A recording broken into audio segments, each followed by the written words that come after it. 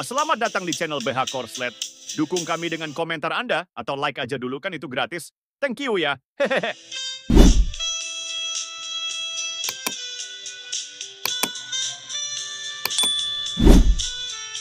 Bab 147. Nyonya Olsen berhenti sejenak, bingung. Dia tidak mengerti mengapa Keira ingin dia melihat surat nikah.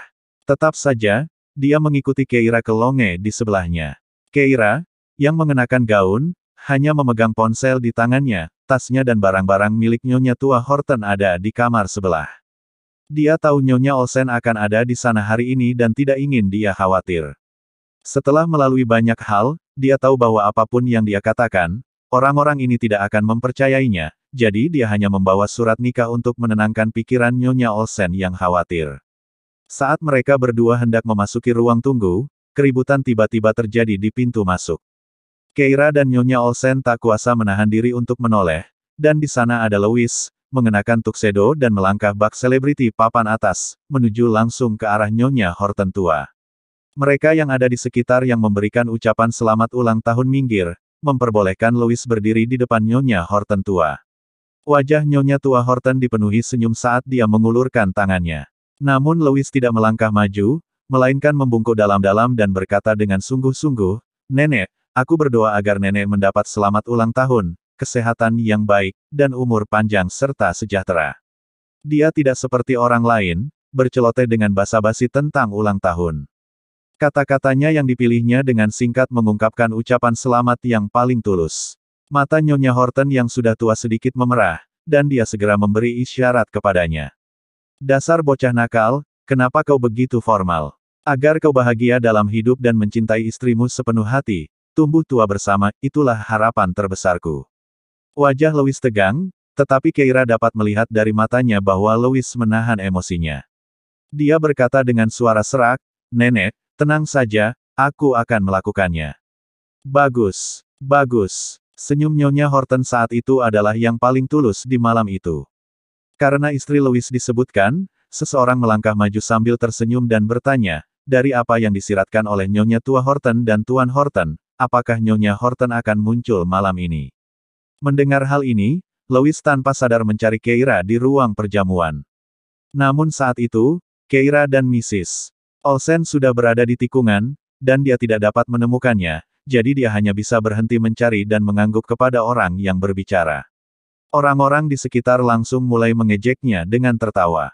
Tuan Horton akhirnya bersedia mengeluarkan istri yang telah disembunyikannya selama 2 tahun. "Kami ingin tahu orang macam apa dia, yang mampu memerintahkan pengabdian seperti itu." Dilihat dari senyum lebar Nyonya Horton tua, dia pasti luar biasa. Nyonya Horton yang sudah tua senang mendengar kata-kata itu dan mengangguk tanda setuju. "Iya, iya, cucu menantuku cantik, cakap, baik hati, dan sopan. Aku sangat menyukainya." Hubungan yang harmonis antara Tuan Horton dan istrinya pastilah harapan terbesar Anda, Nyonya Horton. "Benarkah? Anak nakal itu selalu berwajah tegas, dan aku dulu khawatir akan membuat cucu menantuku takut, tetapi sekarang hubungan mereka begitu baik." Nyonya Horton yang tua tadinya acuh tak acuh menanggapi orang-orang di sekitarnya, tapi sekarang dia mulai tertarik. Melihat hal itu, semua orang segera berkumpul di sekitarnya, mulai memuji cucu laki-lakinya dan cucunya, dan wajah Nyonya Horton tua tampak semakin dipenuhi dengan senyuman. Louis yang melihatnya tersenyum kecil. Ia ingin tahu di mana Keira berada, tetapi teleponnya tiba-tiba berdering. Dia meliriknya dan menjawab. Suara Tom terdengar dari ujung sana, "Bos, Nona Davis telah tiba." Louis mengerutkan kening. "Siapa yang menyuruhmu membawanya ke sini?" "Bos, ini bukan salahku. Dia bersikeras datang. Dia bilang dia harus datang untuk merayakan ulang tahun Nyonya Horton tua. Keadaannya istimewa, dan aku tidak bisa menghentikannya." Saat Tom berbicara, suaranya menjadi lebih pelan, jelas sangat bersalah. "Apakah kau benar-benar ingin mengumumkan pernikahanmu dengan Nona Olsen hari ini? Atau haruskah kita menundanya?" Louis segera menjawab dengan suara tegas. "Mengapa kita harus menundanya?" Tom terbatuk. "Bukankah karena kita khawatir Nona Davis tidak dapat mengatasi keterkejutan ini? Kalau begitu, Nona Olsen harus menanggung beban lagi, paling buruk akan dicap sebagai perusak rumah tangga atau wanita simpanan beberapa kali lagi. Simpan rencanamu untuk dirimu sendiri." Keira tidak butuh kamu untuk berbicara mewakilinya. Louis menundukkan pandangannya, menyembunyikan kelelahan di matanya. Ia menempelkan tangannya ke dahinya, kilatan tekad melintas di matanya, dan berbicara dengan suara yang dalam, sebenarnya ini saat yang tepat dia datang, tepat pada waktunya untuk melihat bahwa aku memang sudah menikah, dan menghilangkan pikiran-pikiran tidak pantas yang mungkin ada dalam dirinya. Tom terkekeh. Baiklah, bos. Louis kemudian bertanya, di mana dia? Tom menjawab, dia datang dengan baju rumah sakit dan baru saja dibawa oleh Isla untuk berganti baju. Setelah Louis selesai menyampaikan pidato ulang tahunnya, Keira berbelok di ujung lorong bersama Nyonya Olsen dan menuju area istirahat di lantai pertama. Tepat setelah berbelok, mereka melihat Jalen. Dia memiliki sedikit aura kekanak-kanakan dan tampaknya lebih suka menyendiri. Dia segera menghampirinya setelah melihatnya dan berkata, Dr. South, saya perlu bicara dengan Anda sebentar. Kemudian, dia melihat sekeliling, merendahkan suaranya, dan bertanya, katakan yang sebenarnya. Apakah ada sesuatu yang lebih antara kamu dan sepupuku? Keira bingung. Dia mengangkat alisnya. Apa maksudmu? Jalen berkata, menurutmu, apakah keluarga Horton benar-benar bisa menjaga rahasia? Akhir-akhir ini, perusahaan ramai berdiskusi bahwa kau sudah bersama sepupuku. Apakah kalian benar-benar bersama? Keira menggerakkan sudut mulutnya. Ya, sungguh. Sikap Jalen langsung berubah, dan dia hampir mendesah. Bagaimana bisa kau melakukan ini? Kau, karena sangat cerdas, bukankah seharusnya kau menikahi seseorang yang sama cerdasnya? Kau tahu itu tidak benar, jadi bagaimana bisa kau? Dia ingin menegur Keira, tetapi dia tidak sanggup mengucapkan kata-kata kasar. Keira melihat konflik yang terjadi dan tahu bahwa Louis mengkhawatirkannya. Ia hendak memberitahu Jalen tentang hubungannya dengan Louis, tetapi tanpa diduga, Jalen merendahkan suaranya. Saya sudah tahu siapa Nyonya Horton. Keira terdiam, mengangkat sebelah alisnya. Siapa dia? Namanya Madeleine Davis, dan dia sudah berada di luar negeri selama bertahun-tahun untuk menjalani perawatan medis. Sepupu saya juga menghabiskan banyak waktu di luar negeri bersamanya. Dia kembali ke negara ini beberapa waktu lalu, dan kondisinya dilaporkan telah stabil, sehingga dia dapat tampil di depan publik sekarang. Saya baru saja melihatnya diantar langsung oleh Tom. Saya mendengar bahwa sepupu saya berencana untuk memperkenalkan istrinya secara resmi kepada semua orang hari ini. Ucapan Jalen terhenti saat dia menatap Keira. Yah, meskipun istrinya punya masalah kesehatan, Louis telah setia padanya selama 2 tahun tanpa bercerai, yang berarti mereka memang punya perasaan satu sama lain. Kau seharusnya tidak, sepupuku mungkin cukup tampan dan banyak wanita menyukainya, tapi dia tidak cocok untukmu, sungguh, bersikaplah rasional, jangan lakukan apapun yang akan membuatmu kehilangan rasa hormat di mata semua orang. Terkadang, mundur dengan anggun juga bisa menjadi bentuk kemurahan hati dan kemurahan hati. Itu masuk akal, bukan, Dr. South? Keira tidak tahu harus berkata apa. Melihat kesunyiannya, Jalen mengira kata-katanya telah meyakinkannya, jadi dia bertanya, kemana kamu pergi? Keira menjawab, saya berencana untuk menunjukkan surat nikah saya kepada Nyonya Olsen. Jalen berkata, benar, kamu juga sudah menikah. Kita masing-masing harus menjalani hidup dengan baik. Ayo, aku ingin tahu siapa suamimu. Bab 148. Jadi, ada satu orang lagi yang ingin melihat surat nikah Keira. Sambil memegang tangan Nyonya Olsen, Keira segera tiba di ruang tunggu bersama Jalen. Jalen masih bergumam, apakah suamimu sudah datang? Kalau sudah, mari kita tunjukkan diri kita bersama nanti dan hilangkan rumor-rumor itu. Nyonya Olsen juga mengangguk. Itulah yang dimaksud Keira. Keira mengabaikan kata-kata mereka dan mendorong pintu ruang tunggu. Lalu dia menyadari, benda itu tidak mau bergerak. Pintu ruang tunggu terkunci dari dalam. Ruang tunggu ini khusus dipersiapkan untuk Nyonya Horton tua, tetapi wanita tua itu berada di aula depan, jadi siapa yang bisa berada di sana? Saat dia sedang berpikir, dia mendengar suara, klik, saat pintu terbuka, dan Isla, mengenakan gaun merah muda, berjalan keluar. Saat melihat Keira dan Mrs. Olsen, dia mengangkat alisnya. Bu, Keira, apa yang kalian lakukan di sini? Keira mengangkat alisnya, dan Nyonya Olsen menjelaskan, tas Keira ada di dalam, jadi kami datang untuk mengambilnya. Kalau begitu, Anda mungkin harus menunggu sebentar. Senyum Isla tampak sangat cemerlang saat dia menatap Keira dan berkata perlahan, Nyonya Horton sedang di dalam untuk mengganti bajunya. Keira sedikit tertegun, siapa? Senyuman Isla semakin cemerlang, Tuan. Istri Horton, Nyonya Louise Horton, tentu saja. Secara pribadi membawanya ke sini dan bahkan meminta saya menyiapkan gaun untuknya. Bukankah aku sudah memberitahumu? Malam ini, Tuan Horton akan mengungkapkan siapa istrinya. Tom secara pribadi membawanya ke sini. Keira sedikit mengernyit. Melihat ini, Mrs. Olsen mengerutkan kening. Kalau begitu, biarkan Keira masuk dan mengambil tasnya. Isla sengaja memasang ekspresi minta maaf. Bu, kamar ini adalah ruang tamu khusus untuk nenek buyut, aku baru tahu. Hanya anggota keluarga Horton yang boleh masuk ke ruang tamu ini untuk beristirahat. Lagi pula, bibiku sedang tidak sehat dan tidak tahan angin, dan dia masih belum selesai berganti pakaian, jadi kita tidak boleh mengganggu nyonya tuan rumah, kan? Dia sengaja menekankan kata, nyonya rumah, lalu menatap Keira, bibirnya melengkung membentuk senyum puas. Jadi semua orang harus menunggu sebentar. Aku yakin kau tidak keberatan, kan, Keira? Kemudian dia berjalan mendekat dan memegang lengan Nyonya Olsen, Bu, di rumah ini Tuan Louis Horton yang bertanggung jawab, jadi kalau boleh jujur, bibiku adalah tuan rumah yang sebenarnya di rumah ini. Aku bahkan tidak bisa menentang perintahnya. Kalau kita menunggu sebentar, Keira pasti tidak akan keberatan, kan? Keira melihat sikap arogannya dan hanya bisa menganggapnya konyol. Apakah kamu yakin yang ada di dalam adalah Nyonya Horton yang asli? Tentu saja, Isla berkata dengan yakin. Bagaimana mungkin aku tidak yakin tentang ini? Tuan Horton telah menikah selama 2 tahun, dan orang yang selalu dibicarakannya dengan dunia luar adalah bibiku, seluruh keluarga Horton tahu ini. Hanya satu orang yang menolak untuk mempercayainya, kan? Dia masih bermimpi untuk terbang dari dahan pohon dan menjadi burung phoenix. Isla, Nyonya Olsen memarahinya. Jaga bahasamu. Isla hanya mencibir, Bu, Keira tetaplah seorang Olsen, aku hanya khawatir dia akan membuat keributan memalukan lagi hari ini, menjatuhkan reputasi keluarga Olsen. Lagi pula, bukankah sejak kecil ibu selalu mengajarkan kami untuk mengambil apa yang bisa kami ambil tetapi tidak menginginkan apa yang bukan milik kami? Nyonya Olsen langsung mengerutkan kening dan berkata dengan sedih, jadi kamu masih ingat apa yang aku katakan.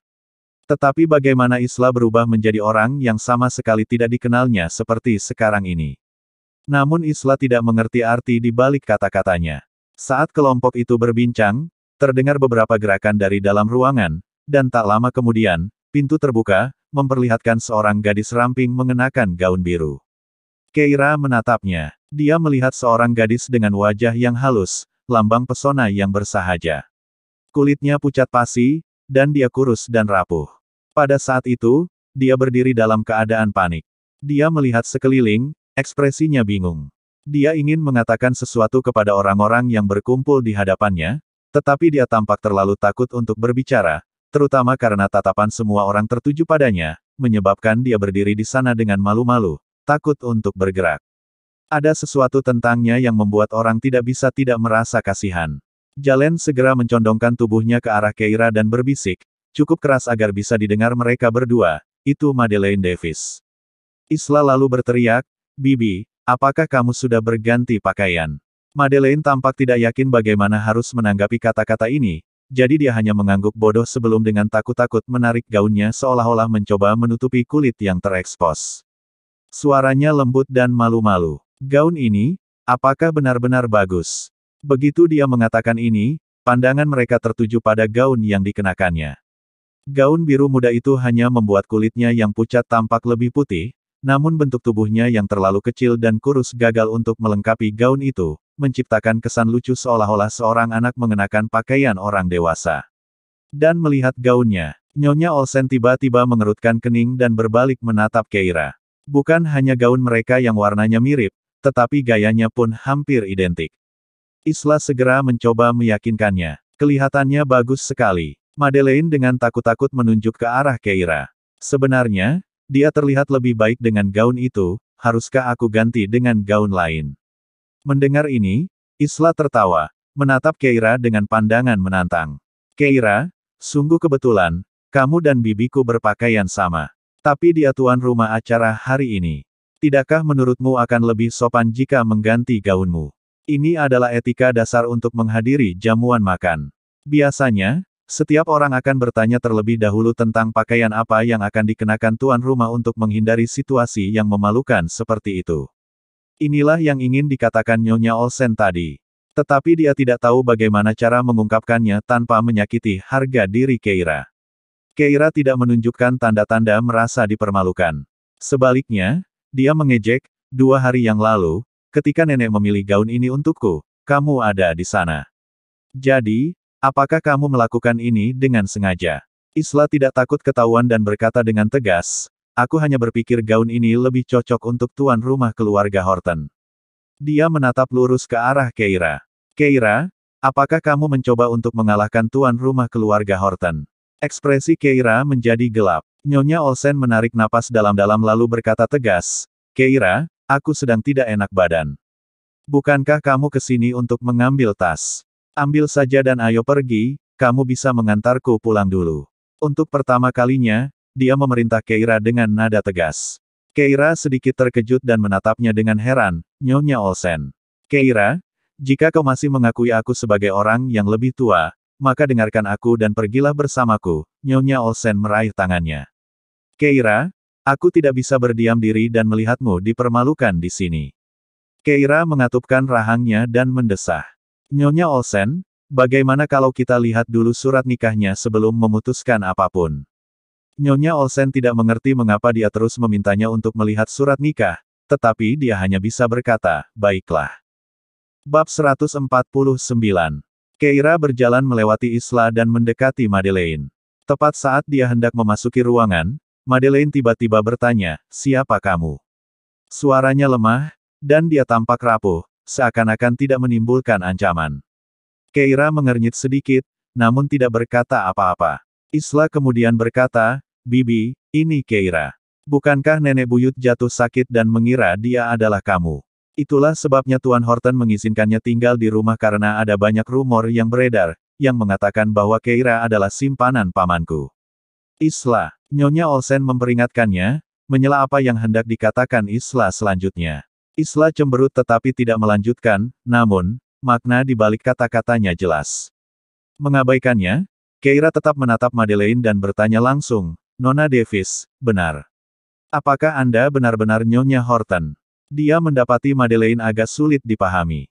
Pertanyaannya merupakan sebuah penyelidikan sekaligus kesempatan baginya untuk mengklarifikasi berbagai hal. Isla langsung mengejek. Keira, kau benar-benar mengalahkan ibumu dalam hal kehadiran. Kau sangat sombong sebelum melakukan hal yang sebenarnya. Ibumu tidak akan berani omong kosong di depan ibuku, jika kau akan menjadi simpanan seseorang, setidaknya belajarlah dari sikap ibumu, kan? Raut wajah Nyonya Olsen berubah drastis. Suaranya bergetar, Isla. Dia tidak mengerti mengapa putrinya begitu berlidah tajam dan menjijikkan. Namun Isla tampak sama sekali tidak menyadari kesalahannya, dan membalas, ada apa? Apakah aku mengatakan sesuatu yang salah? Apa haknya untuk mempertanyakan identitas Bibi?